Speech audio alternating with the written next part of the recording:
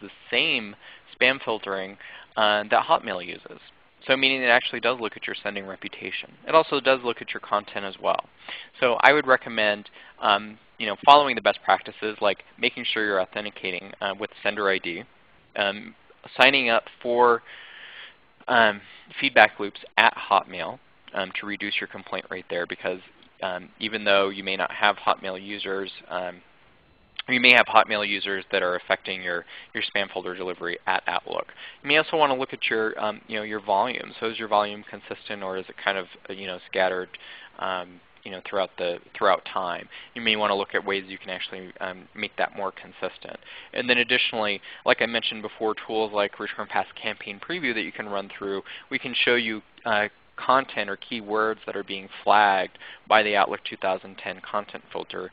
It gives you some direction of where you should go to change that content so you can get delivered to the inbox there. Great. Now, probably a big question in relation to all the information you gave us today, and we'll probably use this as our final question today. What options are available to a sender to reverse an ISP's decision to block its emails?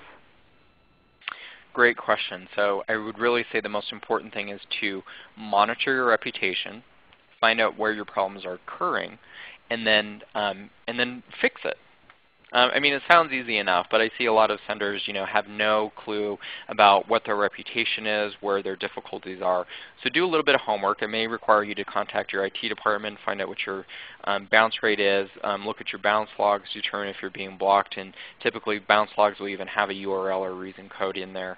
So follow all of that. Find out specifically why they're getting blocked. Sometimes if you still can't find out, just to an easy email out to the ISP to say, hey, we've done all this, we're still getting blocked, help us out here. And also go to the Postmaster site for that ISP, because they have, a lot of them now have fantastic pages that will show you kind of the process that you need to take to get your emails through. And then if you're still stuck, like I said, then you can reach out to the Postmaster there and see if you can get any guidance from them on things that they're seeing inside. Or you can even outsource it to a third party like Return Path, or we have, like you saw in the previous slide, we have lots of great relationships with ISPs, and we can usually help you navigate the road of deliverability.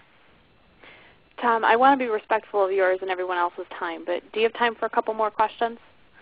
Yes, absolutely. Okay, great. Because we had another great question in here. It says, since I use an ESP, how can I check to see if we already applied for the Yahoo and AOL whitelisting? So that's a great question. So typically what